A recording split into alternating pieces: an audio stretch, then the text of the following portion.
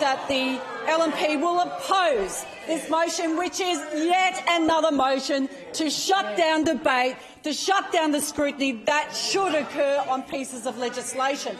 And I think it was very instructive that during the last sitting of Parliament we saw an embarrassing spectacle of no less than an assistant minister get up in this place and complain because the opposition had dared to ask a question in consideration in detail.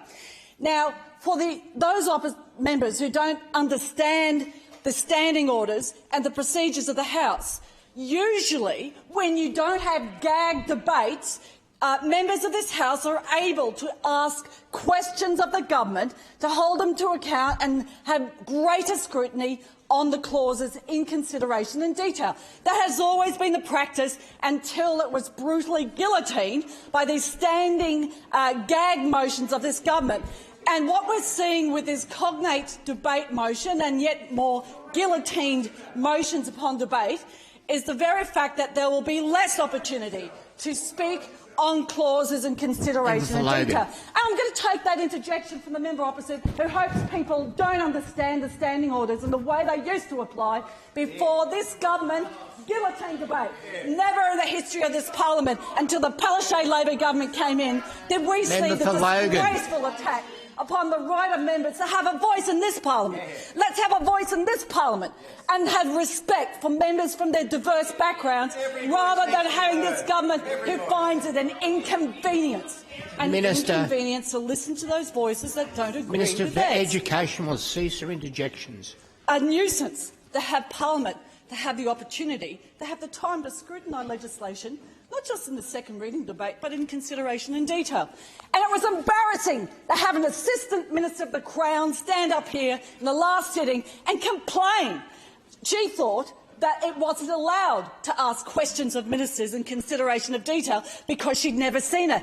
And that was because this government has abused their power in this parliament. They've ridden over the top of those who are elected who aren't from their side of the House, across the crossbenchers and the formal opposition. We oppose this motion because of all the times when there should be more opportunity to scrutinise legislation. This Labor government is choosing to gag motions and cut down time upon integrity bills. They talk about integrity, but when they've got an opportunity for scrutiny in this parliament, they don't like it.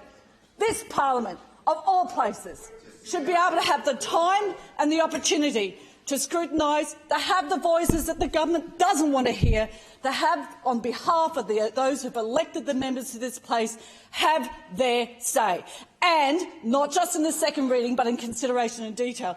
It's also quite interesting that once again we see this government slipping in a number of amendments which will, if there's time, be debated in consideration in detail, embarrassing amendments where they slip them in at the last moment, and we'll go into the details if there's time in consideration of detail to ratify magistrates who apparently are invalidly appointed. So that amendment's just been tabled in the House for debate in the Integrity Bill. Now, I wasn't consulted as the LNP spokesperson for integrity. I'm not aware of anybody else was consulted from the non-government benches about the fact that these amendments had been slipped in and are going to come forward in the Integrity Act. But we may not get a chance to ask the questions within the consideration in detail when those amendments are put forward, because this is the way this government operates. It doesn't like scrutiny at all the times. With integrity bills, with major questions that have been raised across multitudes of